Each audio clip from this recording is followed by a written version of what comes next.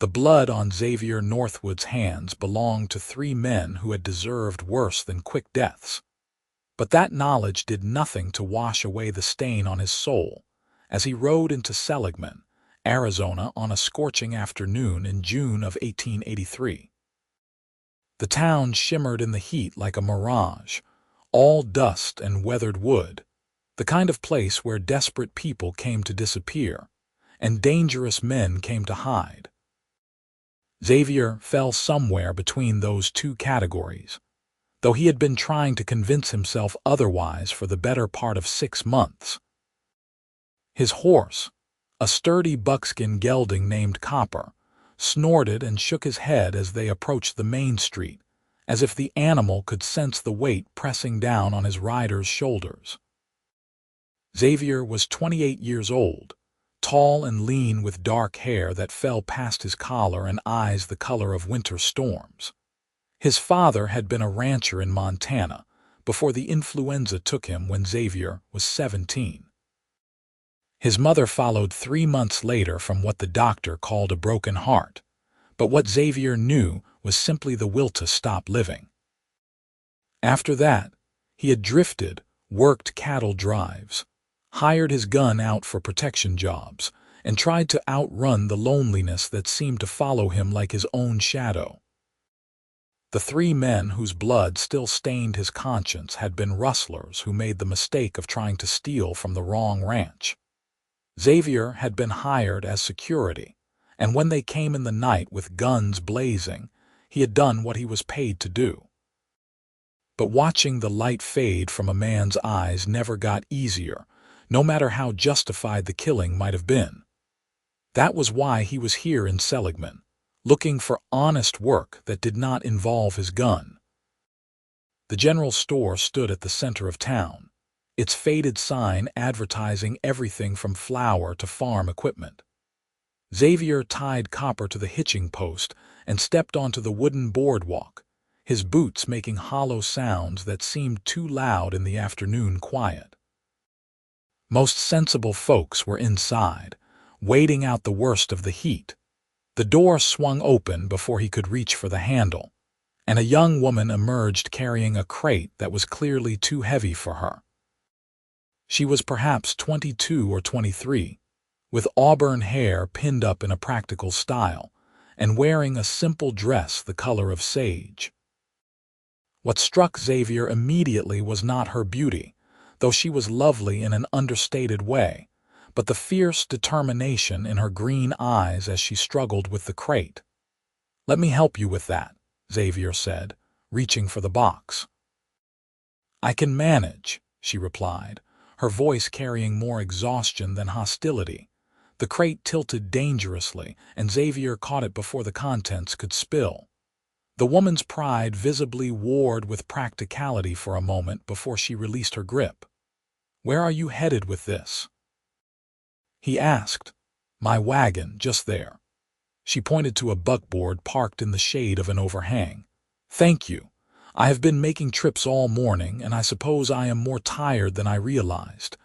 Xavier carried the crate to the wagon and set it carefully among several others. Up close, he could see the contents included farming supplies, seeds, and various tools.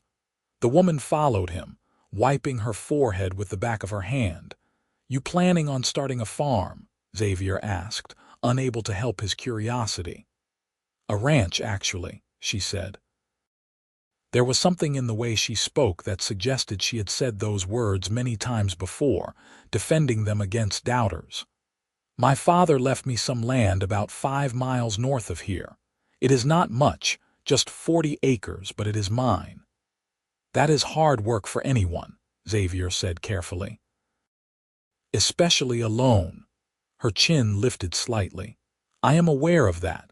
I have been working the land for 3 months now. I have a small cabin and a well that produces decent water. What I do not have is cattle yet, but I am saving for that." Xavier found himself impressed despite himself. Most women in the West were tough by necessity, but starting a ranch from nothing required a special kind of determination. "I am Xavier Northwood. I just rode into town looking for work, actually. Ranch work, if there is any to be had. Julia Garrison, she said, and for the first time a small smile touched her lips. It transformed her face, making her look younger and chasing away some of the weariness. There is not much work around here, to be honest. Most of the ranches have their crews set for the season. You might try the Silver Creek Ranch about 20 miles west, but I heard they just hired on their summer hands. The general store owner, a portly man with impressive mutton chops, emerged from the shop. "Miss Garrison, I have the rest of your order packed up. Though I still say you are biting off more than you can chew out there on your own." "Thank you for your concern, Mr. Patterson," Julia said with the patience of someone who had heard this speech multiple times, "but I will be fine." Xavier helped load the remaining supplies while Julia settled her account with Patterson. The store owner kept glancing at Xavier with the suspicious look that most townspeople reserved for drifters, which was fair enough. Xavier had learned long ago not to take it personally. When Julia climbed onto the wagon seat and gathered the reins, Xavier found himself speaking before he had fully thought it through. "I could ride out with you, help you unload those supplies. That crate alone must weigh close to 80 pounds. Julia studied him for a long moment. Xavier forced himself not to fidget under her scrutiny. He could see her weighing the offer against the danger of inviting a strange man to her isolated ranch. It said something about her desperation that she nodded. "I would appreciate that, Mr. Northwood. Thank you." Xavier untied Copper and mounted up, falling into step beside the wagon as Julia guided her team of 2 draft horses north out of town. The landscape around Seligman was harsh but beautiful in its own way, all red rock and scattered juniper trees, with mountains rising in the distance like purple shadows. The heat pressed down like a physical weight, and Xavier was grateful for the wide brim of his hat. "How did you end up in Arizona?" Julia asked after they had been riding in silence for a while. "You have the look of someone from farther north." "Montana, originally," Xavier confirmed. "My family had a ranch there, but I lost them years ago. I have been drifting since, working cattle drives mostly. Got tired of it, decided to look for something more permanent." "I am sorry about your family," Julia said quietly. There was genuine sympathy in her voice, not the hollow condolences most people offered. "I lost my mother when I was 12. My father passed this winter." Hart gave out suddenly one morning. He had always talked about starting a ranch out here, bought the land years ago but never got around to building on it. I decided to do it for him in a way, and for myself. No other family. An aunt in Philadelphia who thinks I am insane for staying out here. She has written me 4 letters begging me to come live with her, be a respectable young woman, find a husband. Julia's tone made it clear what she thought of that plan. "I have no interest in being respectable if it means giving up my freedom." Xavier found himself liking her more with every word she spoke. There was a straightforwardness to Julia that he found refreshing after years of dealing with people who always had an angle, always wanted something. The ranch, when they reached it, was humble but well maintained. The cabin was small, maybe 2 rooms at most, built from rough-hewn logs with a stone chimney. A corral stood empty near a modest barn that looked fairly new.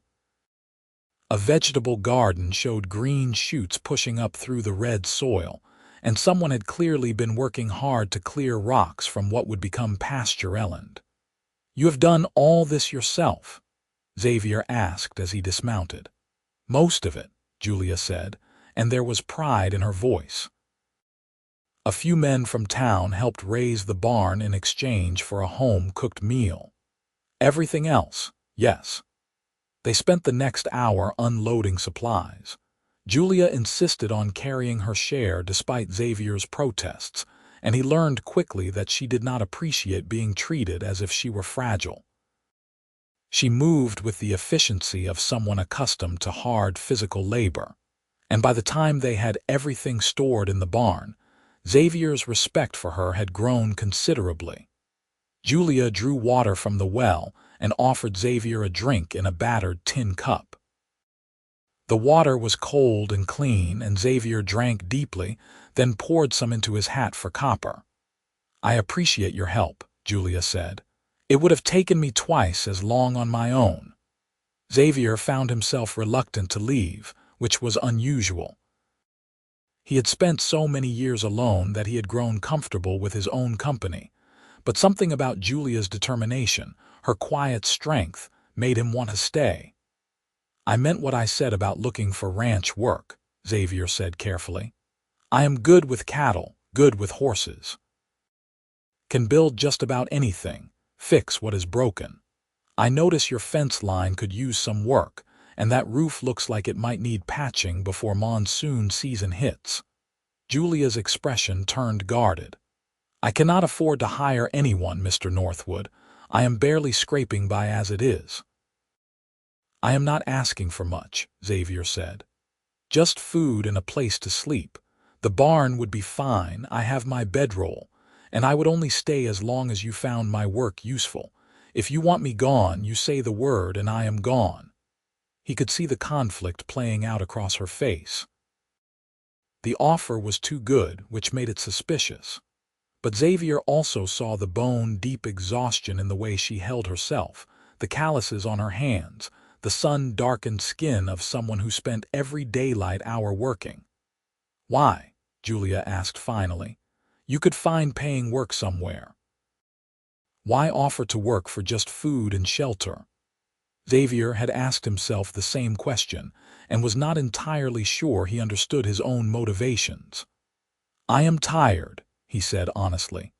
"Tired of drifting, tired of violence, tired of not having a place to call home even temporarily.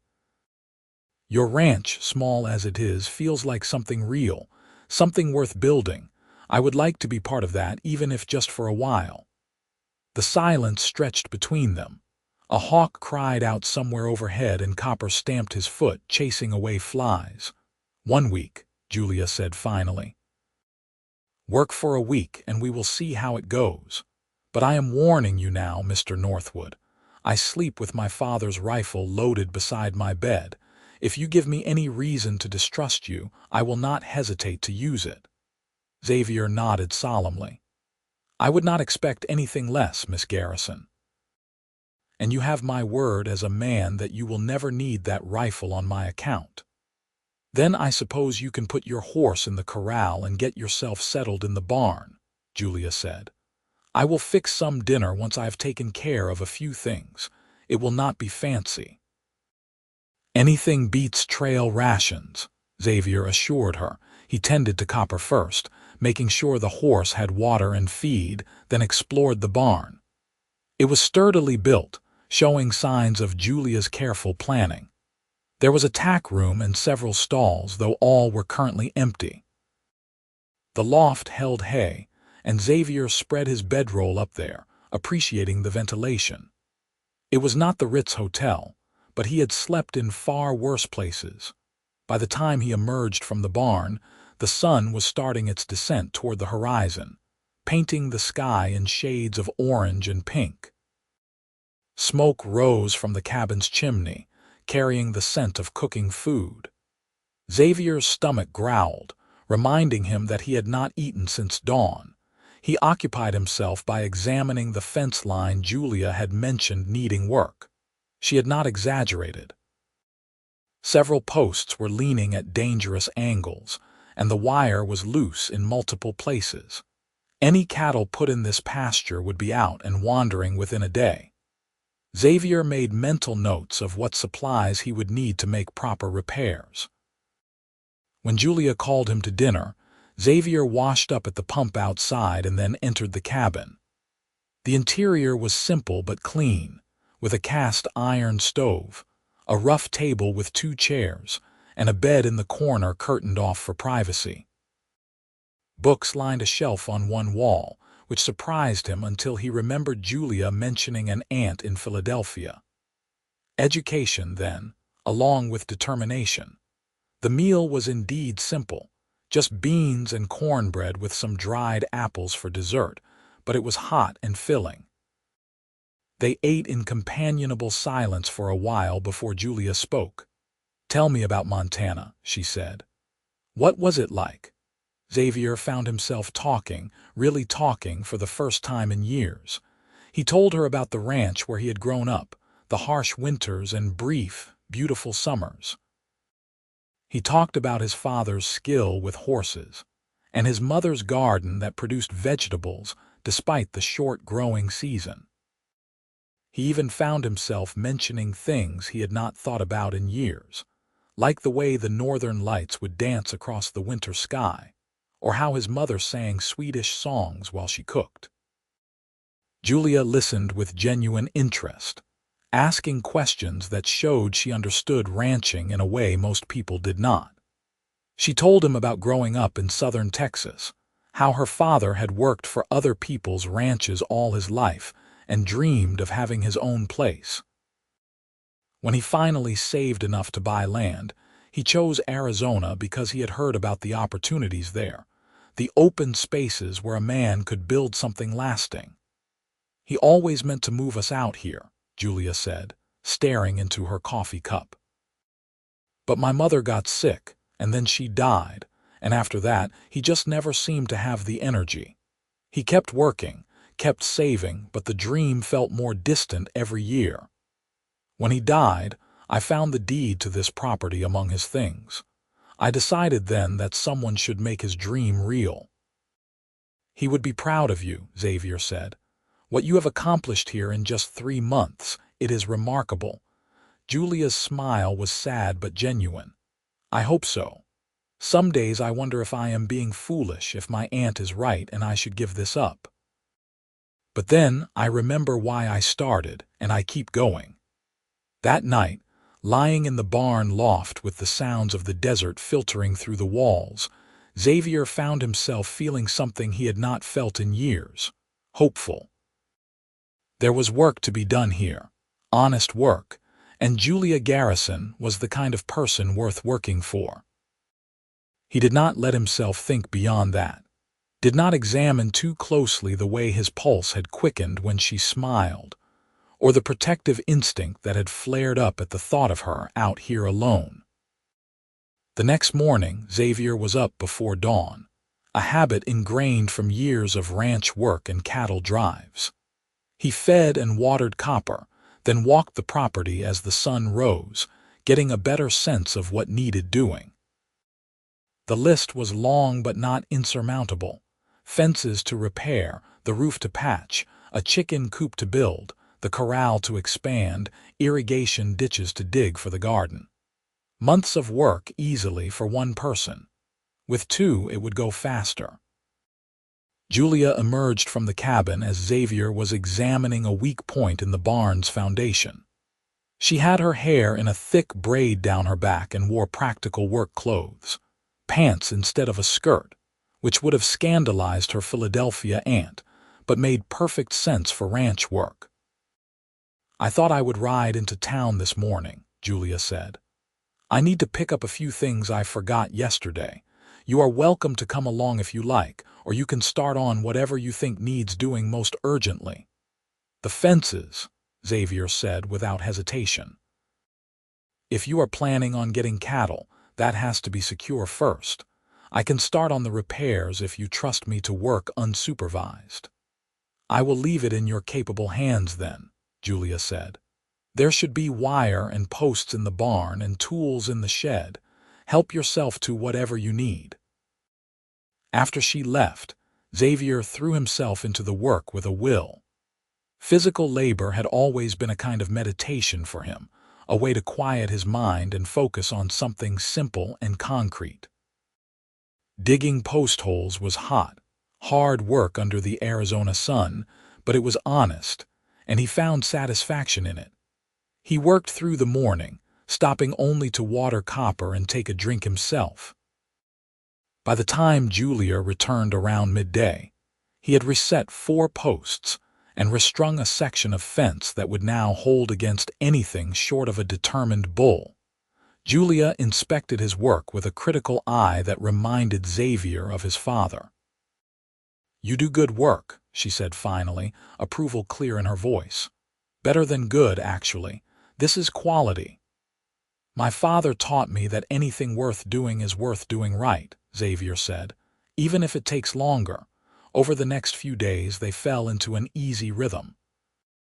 Julia handled the garden and the daily maintenance of the property, while Xavier tackled the larger projects. They worked in companionable silence for the most part, but during meals they talked.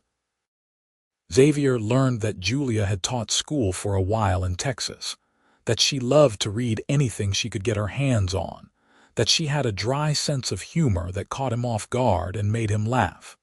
For her part, Julia seemed to relax around him as the days passed. She stopped eyeing him with quite so much caution and started asking his opinion on various aspects of running the ranch. Xavier was careful to offer suggestions without being overbearing, understanding that this was her dream, her land, and she needed to feel in control of it. On the 5th day, Xavier finished patching the roof just as dark clouds began rolling in from the west. The monsoon season was starting, and the rain, when it came, would be fierce. "Good timing," Julia said, watching the sky. "Another hour and you would have been soaked." They stood on the porch together as the storm moved in, the wind picking up and carrying the scent of rain across the desert. When the first drops fell, large and heavy, Julia laughed with pure delight. "I never get tired of this," she said. "The way the desert comes alive after rain. Everything smells clean and new." Xavier understood what she meant. There was something renewing about desert rain after weeks of dry heat. They watched in companionable silence as the storm unleashed itself, the rain coming down in sheets that turned the dusty ground into a temporarily flowing stream. "I have been thinking," Julia said after a while, her voice barely audible over the rain. "Your week is nearly up. But there is still so much work to be done, and I have to admit, it has been nice having help and company." Xavier's heart kicked in his chest, but he kept his expression neutral. "I have been thinking the same thing. I like it here. The work is good and the company is better than anything I have had in years." "Then stay," Julia said, turning to look at him. Her green eyes were serious. "Not just for another week. Stay for the season at least. Help me get this ranch properly established. I still cannot pay much, but once I have cattle and start making money, that will change." "I am not worried about the money," Xavier said honestly. "If you are sure you want me here, I will stay as long as you need me." Something shifted between them in that moment, a subtle change that Xavier could not quite name. Julia's smile was softer than usual, and when she went inside to start dinner, Xavier found himself grinning like a fool at the rain. The storm passed by evening, leaving everything washed clean and smelling of wet earth. Over dinner, they made plans for the coming weeks. Julia wanted to buy cattle by the end of summer, which meant they needed to finish the fence repairs, expand the corral, and build a proper shelter for the livestock. It was ambitious but possible. "I have been saving every penny," Julia said. "My father left me a little money and I have been careful with it. By August I should have enough to buy a small herd. Nothing fancy, maybe 20 head to start, but it will be a beginning." 20 head is a good start," Xavier agreed. "Manageable for 2 people, enough to start building your reputation if you breed quality stock." "That is what I thought," Julia said. She hesitated, then added, "I know I said I cannot afford to pay you, but once the cattle start producing, once we have something to sell, you will get a fair share. This ranch would not be possible without your help." "We will work that out when the time comes," Xavier said. "Right now, I am just glad to be here." As spring turned to summer, the ranch began to take real shape. Xavier built a chicken coop, and Julia bought 6 hens and a rooster from a farmer outside town. She was absurdly delighted by the fresh eggs, treating the first one like a precious treasure. Xavier pretended not to notice the way his chest tightened at her joy, the way he found himself looking for excuses to make her smile. They rode into town together once a week for supplies, and Xavier noticed the way people were starting to accept his presence. Mr. Patterson at the general store no longer gave him suspicious looks. The blacksmith, a gruff man named Tom, actually struck up conversations about the ranch's progress. Julia was well liked in Seligman, and by extension, Xavier found himself becoming part of the community. One afternoon in early July, they were working on expanding the corral when a rider appeared on the horizon.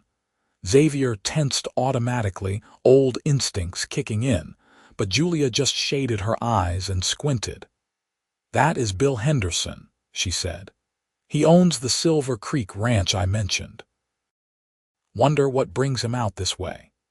Henderson turned out to be a weathered man in his 50s with a substantial belly and a friendly demeanor. He dismounted and shook hands with Julia, then gave Xavier a measuring look. "Heard you had some help out here," Henderson said. "Wanted to come see for myself." "Xavier has been invaluable," Julia said warmly. "The ranch would not be half as far along without him." Henderson walked around the property, examining the fence work and the barn repairs with the eye of someone who knew quality. When he returned to where they waited, he nodded approvingly. "Good work," he said to Xavier. "Clean, solid. I could use a man with your skills at Silver Creek if you are interested. Pay would be $40 a month plus room and board."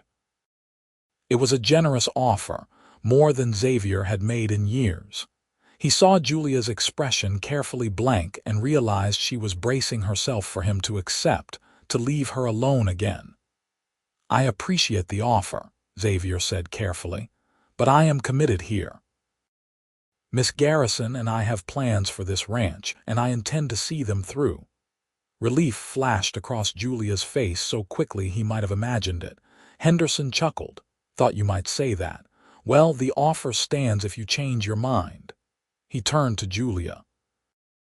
"Miss Garrison, I also came to tell you that I am looking to sell off some of my older breeding stock. Good cows, still got years in them, but I am refreshing my herd. If you are interested, I will give you a fair price. Better than you would get at auction." Julia's eyes lit up. "How many head are we talking about?" "I could let you have 20 cows and a good bull for $500. These are animals that will produce quality calves, and the bull has an excellent temperament." Xavier could see Julia doing calculations in her head. "Could I come look at them next week? I am very interested, but I want to see the stock first." "Smart woman," Henderson said approvingly. "Come by any time, and bring your man here," he nodded at Xavier. "Get his opinion. He has a good eye for livestock, I bet." After Henderson left, Julia practically vibrated with excitement. "This is it," she said. "This is exactly what I have been waiting for. Henderson has a reputation for quality cattle. If I can get those cows, the ranch will be truly started." "We will go look at them tomorrow," Xavier promised. "Make sure they are as good as he claims.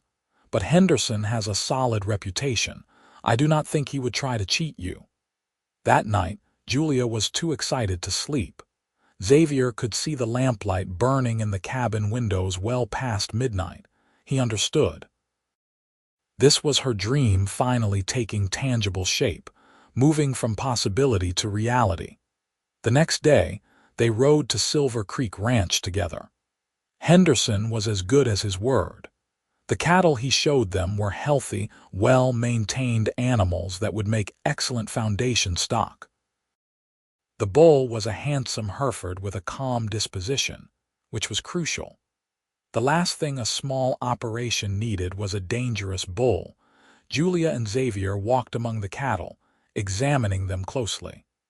Xavier checked their hooves and teeth, looked for signs of disease or weakness, and found none. These were good animals, worth more than Henderson was asking.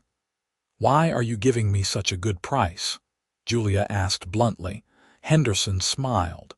"Because I like seeing young folks making a go of it, and because your father once did me a good turn years back.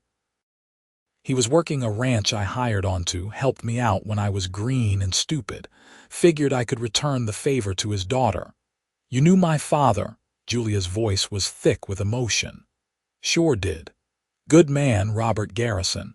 Hard worker, honest. He talked about you all the time, proud as could be. He would be right pleased to see what you are doing with his land." Julia had to turn away for a moment, and Xavier saw her discreetly wipe her eyes. When she turned back, she was composed. "Then I accept your offer, Mr. Henderson. And I thank you for the kindness." They arranged for the cattle to be delivered the following week, which gave Xavier and Julia time to make final preparations. They worked dawn to dusk, driven by a shared sense of urgency and excitement. The corral was expanded and reinforced. A lean-to shelter was built for the cattle to use during storms. Every section of fence was checked and double-checked. The night before the cattle were due to arrive, Julia cooked a special dinner, using some of her precious saved supplies to make a beef stew with vegetables from her garden and biscuits with real butter. They ate on the porch, watching the sun set over the red rocks. "I cannot quite believe it is really happening," Julia said softly. "For so long this was just a dream. Now it is real. I am going to have cattle. A real ranch." "You built this," Xavier said. "You should be proud." "We built it," Julia corrected. "I could not have done this without you, Xavier." "You know that, right?" Their eyes met, and Xavier felt the words rising in his throat, words he had been pushing down for weeks. But before he could speak, Julia continued. "I keep waiting for you to leave," she said. "Every morning I wake up afraid that this will be the day you realize you could do better somewhere else, that you will ride out and not come back." "I am not going anywhere," Xavier said firmly, "not unless you send me away." "I would not," Julia said quickly. "I would not send you away. I needed you to know that I depend on you, that you have become important to me." The air between them felt charged, heavy with unspoken things. Xavier wanted to close the distance between them, wanted to tell her that she had become important to him too, that he thought about her constantly, that he had not felt this way about anyone in his entire life. But the words stuck in his throat, tangled up with fear and uncertainty. Instead, he said, "You have become important to me too, Julia, more than I know how to say." Her smile was radiant, and that night Xavier lay awake in the barn loft, thinking about green eyes and auburn hair and the sound of her laughter. The cattle arrived the next morning, driven by two of Henderson's ranch hands. Xavier and Julia worked together to guide them into the pasture, and once they were secure, Julia just stood at the fence, watching them with wonder. "They are beautiful," she said. Xavier thought that Julia was more beautiful, standing there with dirt on her face and joy in her eyes, but he kept that observation to himself. The ranch settled into a new rhythm with the cattle. There were now more daily chores, checking on the herd, making sure they had water and were staying healthy. Xavier taught Julia things his father had taught him about reading cattle behavior, spotting early signs of illness, understanding the herd dynamics. They worked side by side every day, and gradually, almost imperceptibly, the distance between them began to shrink. A brush of hands when passing tools. Xavier's hand on Julia's back when guiding her through a gate. Julia touching his arm when making a point. Small things that added up to something larger. One hot afternoon in late July, one of the cows got tangled in some brush near the property line. Xavier and Julia worked together to free her, cutting away branches and calming the frightened animal. When they finally got her loose and she trotted back to the herd, they were both sweating and covered in scratches, but laughing. "We make a good team," Julia said, wiping her forehead. "We do," Xavier agreed. They were standing close, close enough that he could see the gold flecks in her green eyes, and suddenly the laughter faded into something more serious. "Xavier," Julia said softly, and the way she said his name made his heart race. Before he could second-guess himself, before fear could stop him, Xavier bent his head and kissed her. For one frozen moment, Julia went still, and Xavier thought he had made a terrible mistake. Then her hands came up to grip his shirt, and she was kissing him back with a fervor that made his head spin. When they finally broke apart, both breathing hard, Julia pressed her forehead against his chest. "I have wanted you to do that for weeks," she admitted. "I have wanted to do it for weeks," Xavier said. "I was afraid of ruining what we have, afraid you did not feel the same way." Julia looked up at him, and her expression was so tender it made his chest ache. "I care about you, Xavier, more than I thought possible in such a short time. You have to understand, I came out here planning to be alone, to build this ranch by myself. I did not expect you, did not expect to feel this way." "I did not expect you either," Xavier said, touching her face gently. "But now that I have found you, I do not want to lose you." "You will not," Julia promised. "You will not lose me."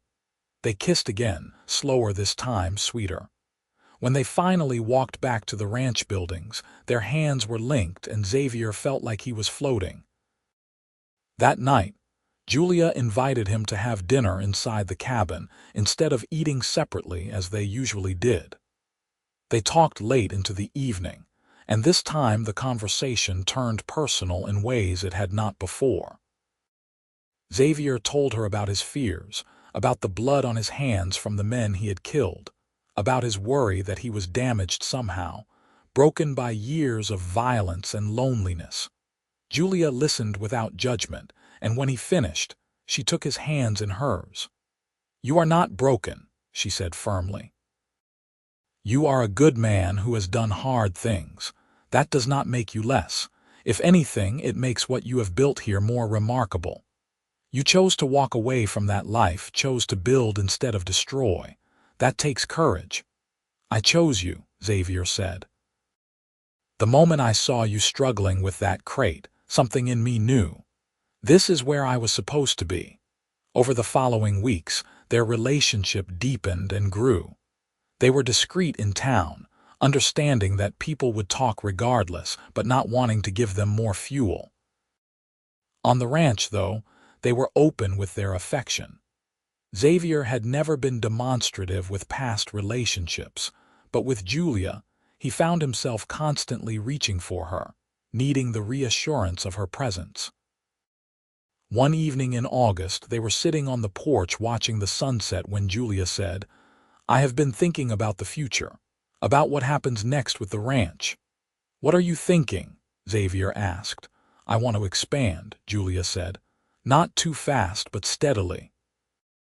Build up the herd, improve the breeding stock, maybe even start selling beef to the army posts in a few years.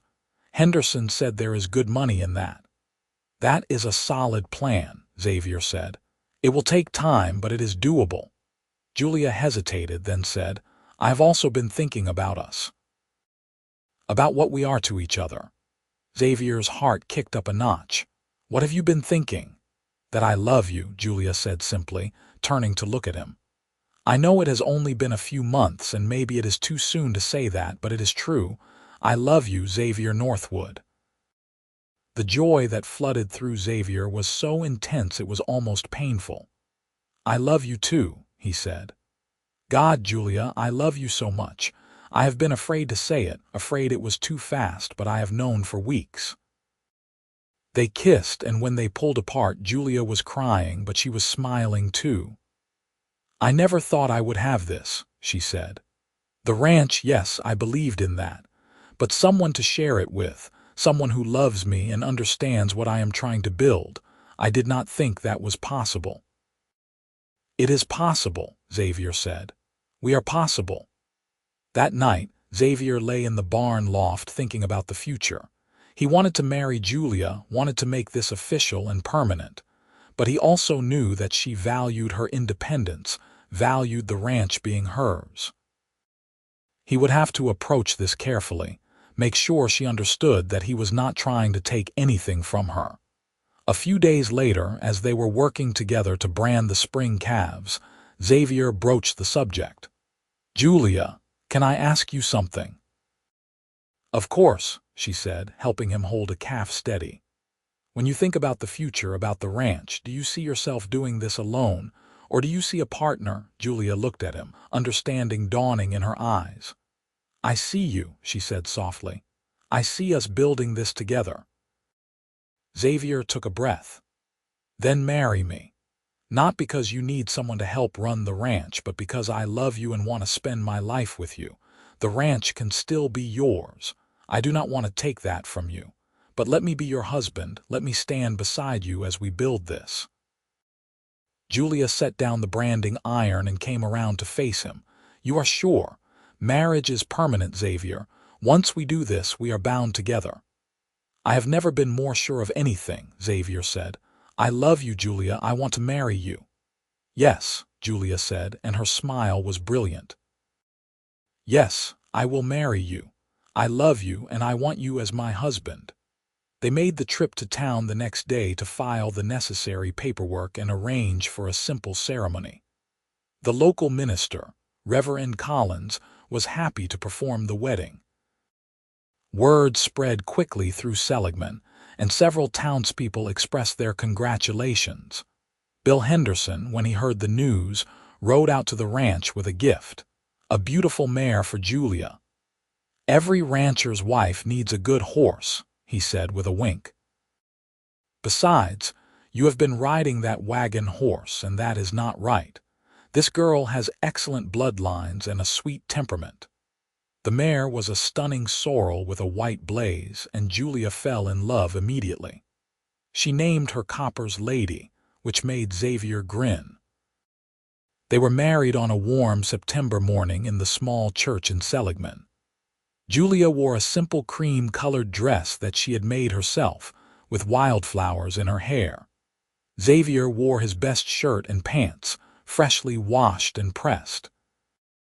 The ceremony was brief but heartfelt, and when Reverend Collins pronounced them husband and wife, Xavier kissed Julia like it was the first time, full of promise and hope.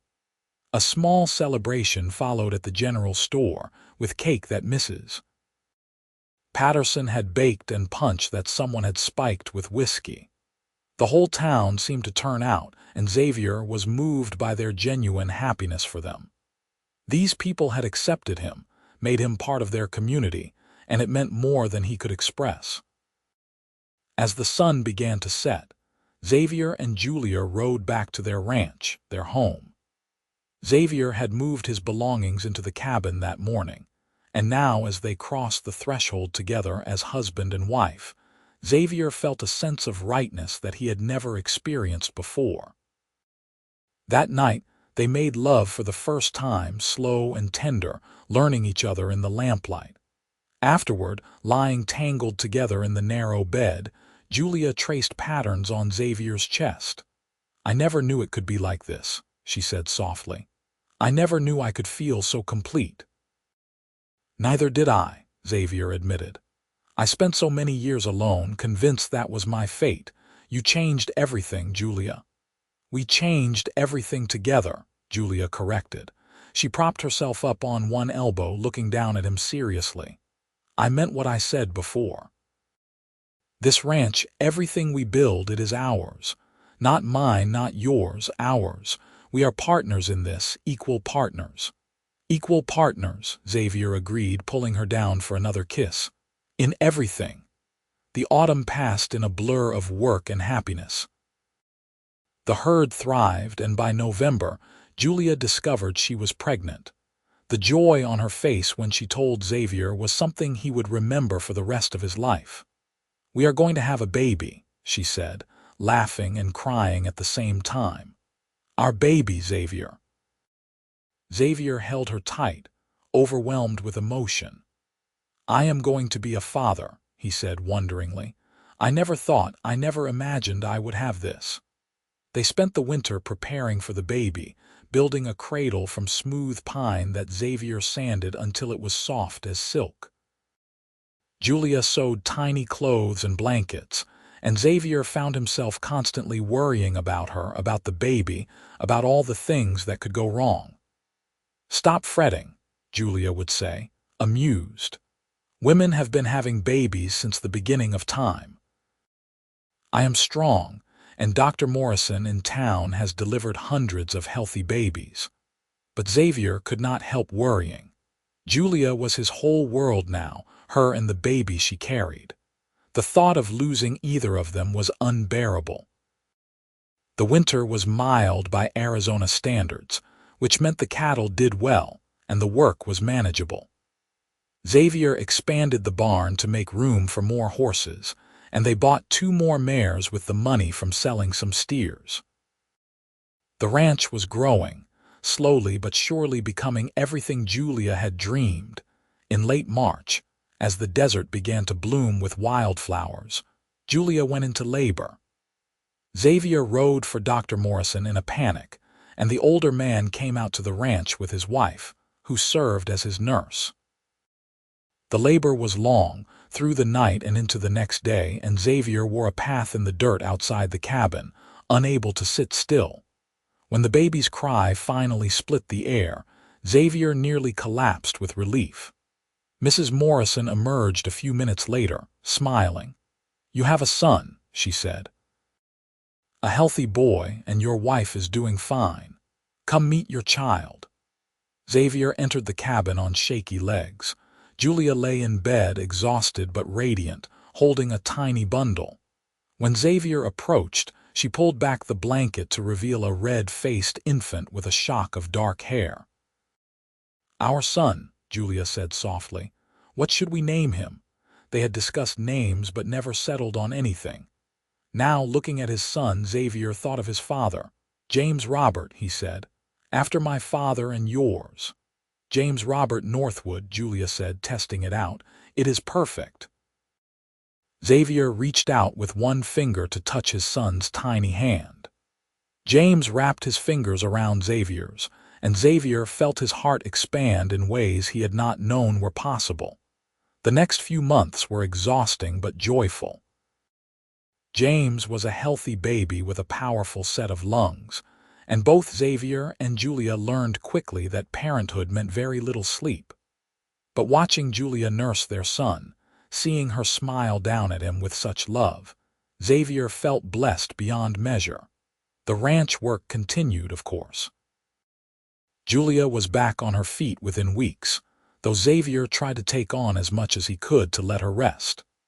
They hired on a young man named Tom Walker to help with the day-to-day labor, paying him fair wages now that the ranch was finally turning a profit. By the time James was 6 months old, the Northwood Ranch, as it was now known, had a reputation for quality cattle and honest dealing. Xavier had proven himself as knowledgeable about breeding stock, and several other ranchers came to him for advice. Julia handled the books and the business side, her education serving her well as she negotiated contracts and managed their finances. One evening in early fall, as they sat on the porch watching James play with a wooden horse Xavier had carved for him, Julia said, "Do you remember when we first met? When you helped me with that crate?"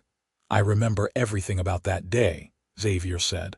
"I remember thinking you were the most determined person I had ever met." "I remember thinking you seemed lonely," Julia said.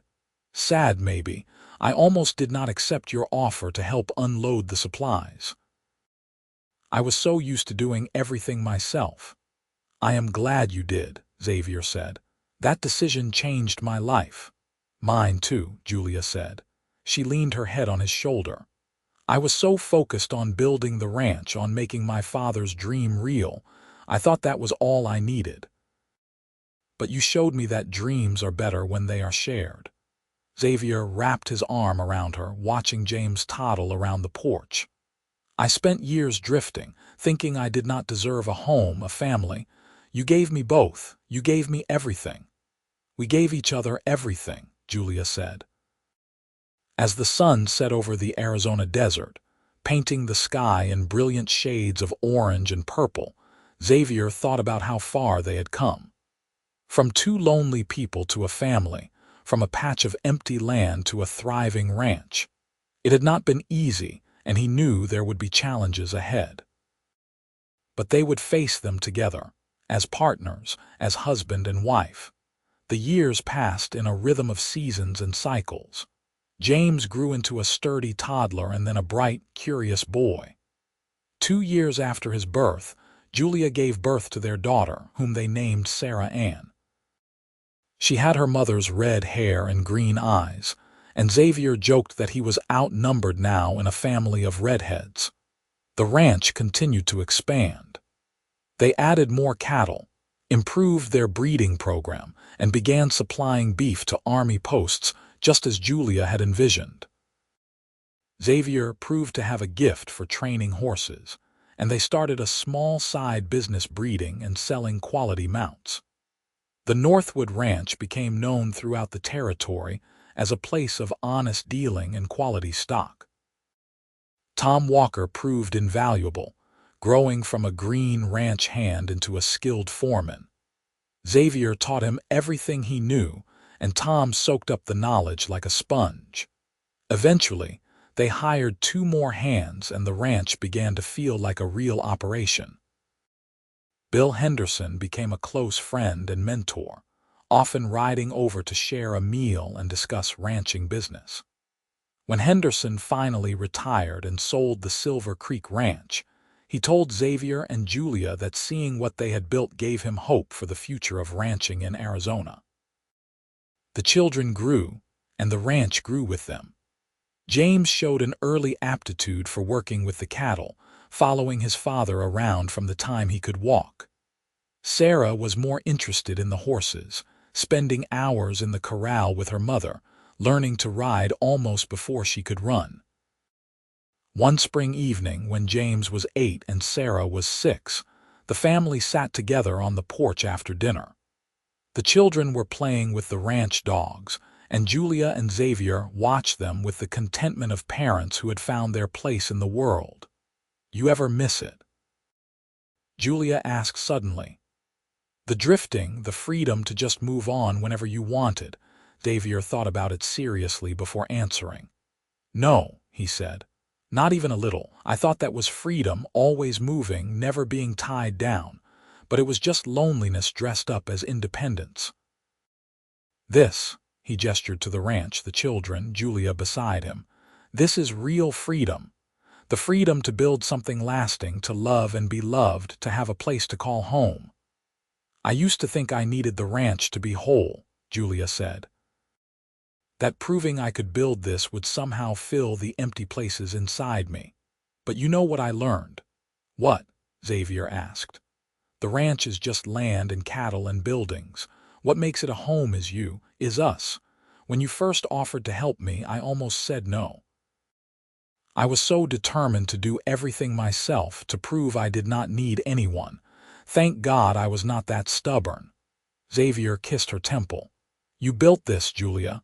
You had the vision and the determination. I just helped make it real." "We built this," Julia corrected gently. "Together." That is what I want our children to understand. That the greatest things in life are not built alone but with the people we love. As if to prove her point, James ran up to the porch, followed by Sarah. "Papa, can you tell us the story again?" James asked. "About how you met Mama." It had become a family tradition, the telling of their story. Xavier glanced at Julia, who smiled and nodded. "Well," Xavier began, pulling Sarah onto his lap while James leaned against his leg, "I rode into Seligman on a hot summer day, looking for honest work and a place to rest. And I saw your mother coming out of the general store, carrying a crate that was almost as big as she was.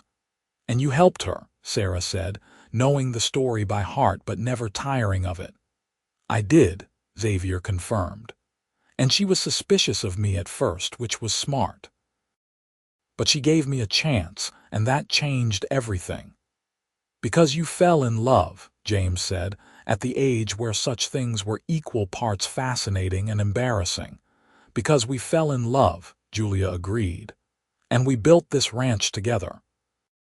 Every fence post, every building, every head of cattle represents our partnership, our love for each other. That is mushy, James complained, but he was grinning. Love is mushy, Xavier said, ruffling his son's hair. But it is also the strongest thing in the world. Stronger than any fence, any building. Love is what holds everything together.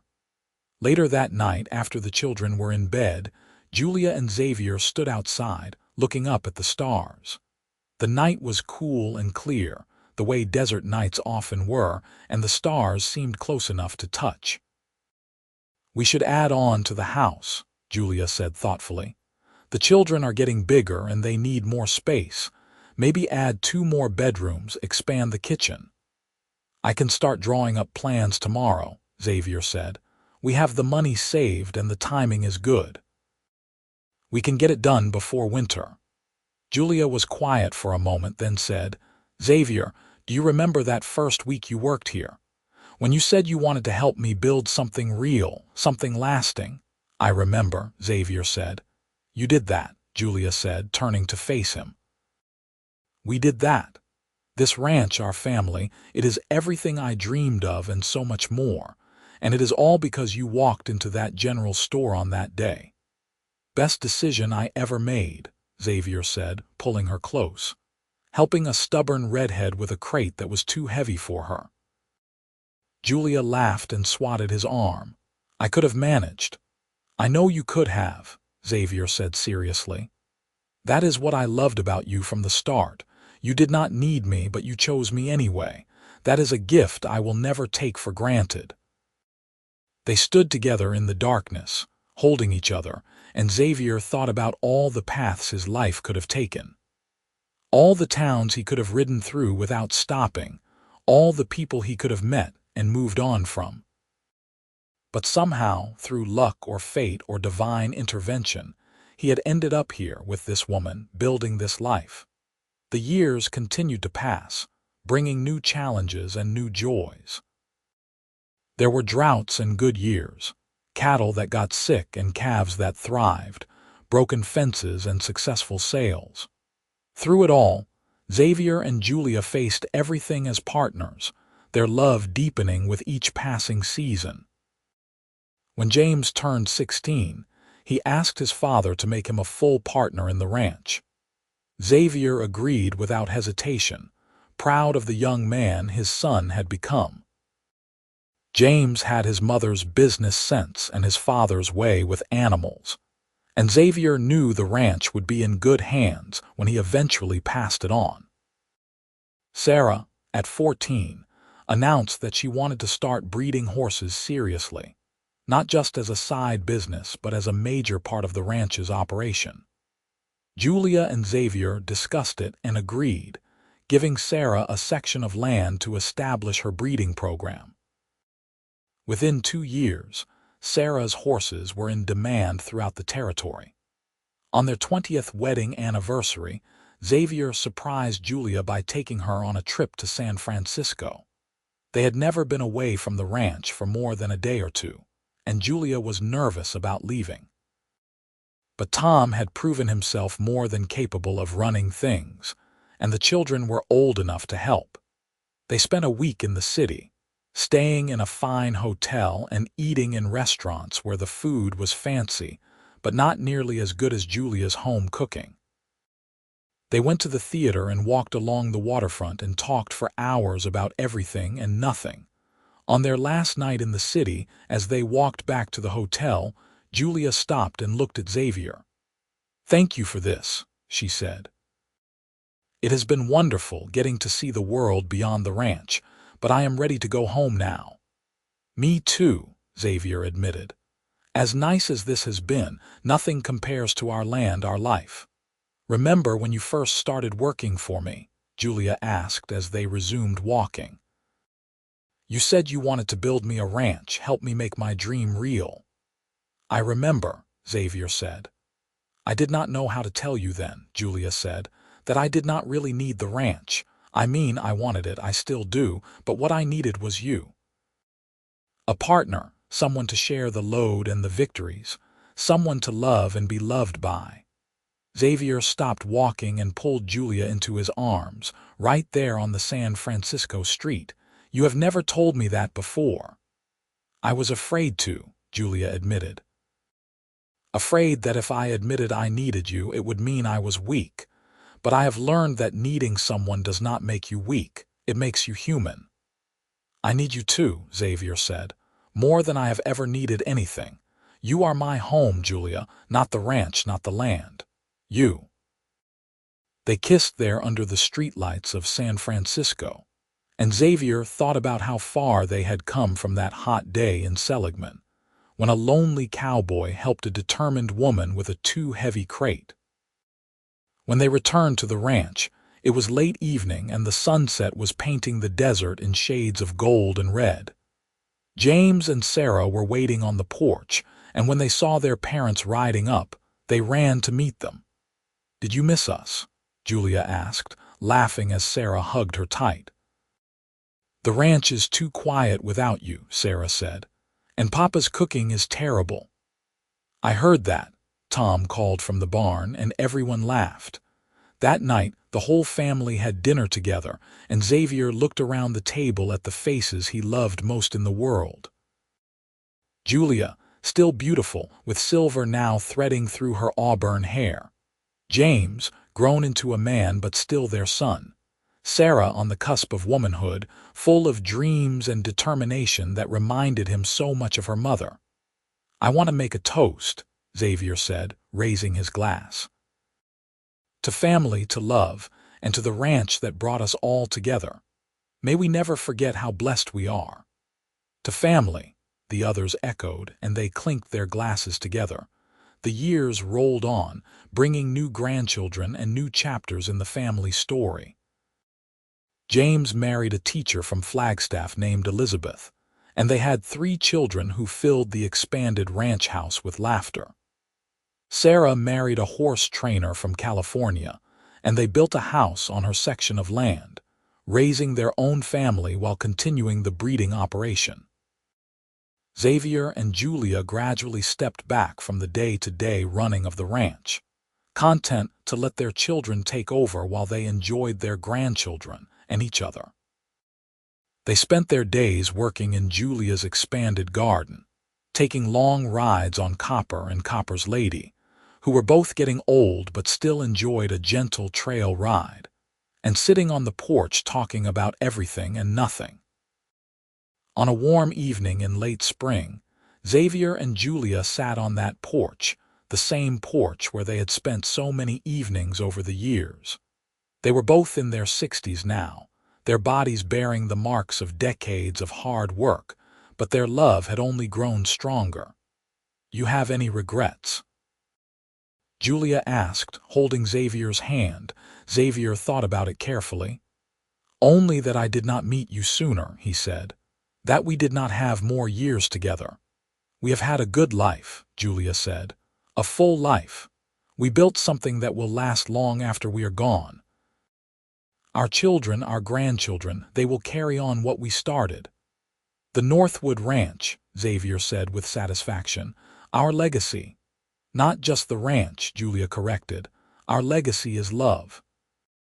It is showing our children that real partnership is possible, that love can endure through hard times and good.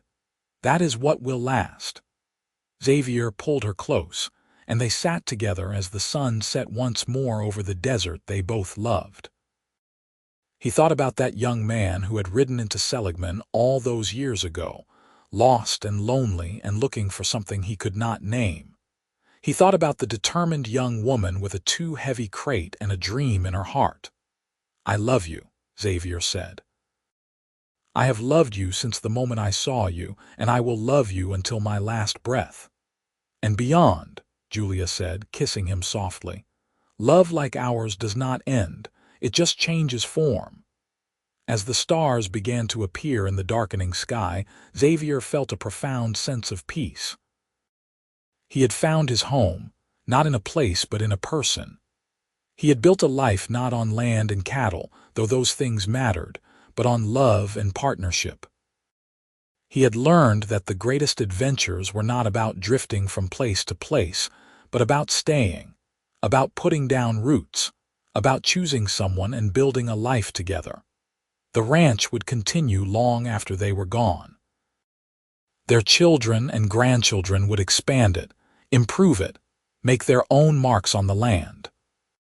But the foundation, the bedrock on which everything was built, was the love between Xavier Northwood and Julia Garrison, a cowboy and a rancher who found each other on a hot summer day in Arizona and chose to build a life together. Years later, when Xavier was 73 and Julia 70, they celebrated their 50th wedding anniversary surrounded by children, grandchildren, and even a few great-grandchildren. The ranch had grown to encompass several hundred acres and employed more than a dozen people. The Northwood name was respected throughout Arizona and beyond. During the celebration, their oldest grandchild, named Julia after her grandmother, asked them to tell the story one more time, the story of how they met. Xavier and Julia exchanged a look, and Xavier began the familiar tale.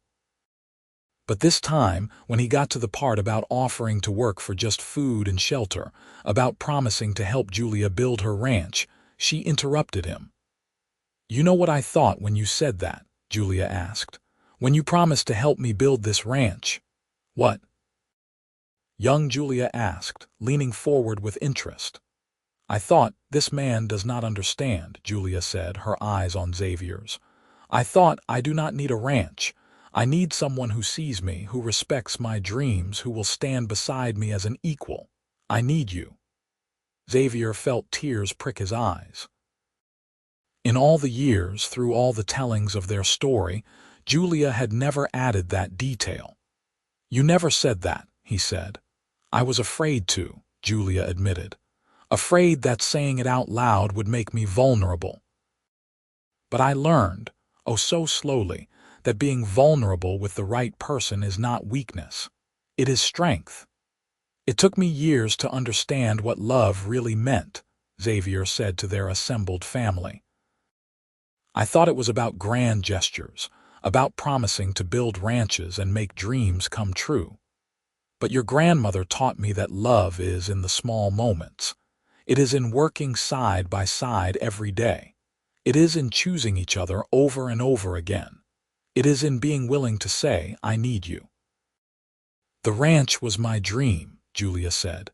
"But Xavier was my heart's desire even when I did not know it yet. The ranch is wood and wire and cattle. But our love, our partnership, that is what made it a home." The celebration continued late into the night, with music and dancing and children running wild under the stars. Xavier and Julia eventually slipped away from the party, walking hand in hand to the small cemetery on the north edge of the property where Julia's father was buried. "He would be proud of you," Xavier said, standing before Robert Garrison's headstone. "Of what you built, of the woman you became." "Of what we built," Julia corrected, as she always did. "And yes, I think he would be. I hope he is, wherever he is." They stood in companionable silence for a moment before walking back toward the lights and music of the party. But they did not rejoin the celebration immediately. Instead, they stopped at the original cabin, still standing though it was now used for storage. "You remember our first dinner here?" Julia asked. "You were so polite, so careful not to overstep." "I was terrified," Xavier admitted. "Terrified that you would see through me, see all my flaws and failures and send me away." "I saw them," Julia said, "but I also saw your strength, your kindness, your capacity for love. I saw the man you could be, the man you became." Xavier pulled her close, and they stood there in the doorway of the old cabin where their life together had truly begun. He thought about all the years, all the moments, all the choices that had led them here. The good times and the hard times, the laughter and the tears, the ordinary days that had somehow woven together into an extraordinary life. "If I could go back," Xavier said, "knowing everything I know now, I would not change a single thing. Every moment with you has been a gift." "Even the hard times?" Julia asked, but she was smiling.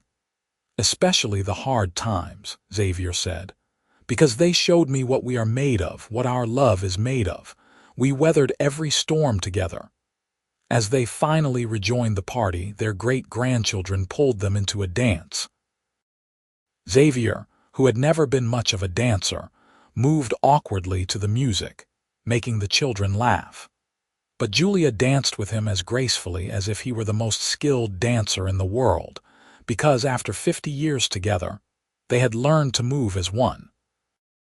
Later, much later, when the last guest had gone home and the ranch was quiet, Xavier and Julia lay in bed in their room in the big house that had grown from that single cabin. Through the window, they could see the stars, the same stars that had watched over them for all these years. "Are you happy?" Xavier asked, a question he had asked her countless times over the years. "Happier than I ever dreamed possible," Julia said, snuggling closer to him. "You gave me everything I never knew I wanted." "You gave me a home," Xavier said. "Not just a place, but a belonging, a purpose. A reason to wake up every morning grateful to be alive." "We gave that to each other," Julia said sleepily. "That is what partnership means." As Julia drifted off to sleep, Xavier lay awake for a little while longer, thinking about his life. He thought about that young man who had ridden into Seligman so many years ago, carrying the weight of 3 dead men on his conscience and no hope in his heart. He thought about how close he had come to just riding through town, to never stopping, to never meeting the woman who would change everything. But he had stopped. He had seen a woman with a too heavy crate and had offered to help. And that one small choice had led to all of this. A life full of love and purpose, children and grandchildren, a legacy that would endure. The ranch that Julia had dreamed of building was real and thriving. But more than that, the partnership they had forged, the love they had nurtured, the family they had created together, that was the real achievement. That was what would last. As Xavier finally drifted off to sleep, holding the woman he loved, he thought about what Julia had said all those years later. "I do not need land, I need you." And he understood that she had been right. The land, the cattle, the buildings, all of that was just the stage on which they had lived their real purpose. Loving each other, building a life together, showing their children and grandchildren what real partnership looked like. The Northwood Ranch would stand for generations, a testament to hard work and determination. But the real legacy was simpler and more profound. 2 people who found each other, chose each other, and built a life based on love, respect, and unwavering partnership. In the end, that was all that really mattered. Xavier Northwood lived to be 81 years old. Julia lived to be 78. They spent nearly every day of those years together, and when Julia passed first, peacefully in her sleep, Xavier grieved deeply but with gratitude for the years they had shared. He lived 3 more years without her, supported by his children and grandchildren, and in that time he made sure to tell their story often, wanting everyone to understand what they had built together. When Xavier's time came, he died as he had lived in his later years, peacefully, surrounded by family, with no regrets. His last words were about Julia, about how he would see her soon, about how their love had been the greatest adventure of his life. The Northwood Ranch continued for generations, growing and evolving with the times, but always maintaining the foundation of integrity and hard work that Xavier and Julia had established. Their descendants told and retold the story of how it all began. A cowboy who promised to build a ranch, and a woman who taught him that love was worth more than land. In the end, their story was not about cattle or fences or acres of land. It was about two people who found each other when they each needed it most, who chose to build a life together based on mutual respect and deep love, and who showed everyone around them what a true partnership could be. They built more than a ranch. They built a home, a family, a legacy of love that would endure long after the buildings crumbled and the fences fell. And that legacy lived on in every child who heard their story, in every couple who saw their example and chose to build something similar, in every person who learned that the greatest riches in life are not material but relational. Xavier and Julia Northwood had built something that could never be taken away, never be diminished by time or hardship. A love story for the ages, set against the backdrop of the wild Arizona desert, proving that sometimes the most important things we build are not made of wood and stone but of commitment, partnership, and enduring love.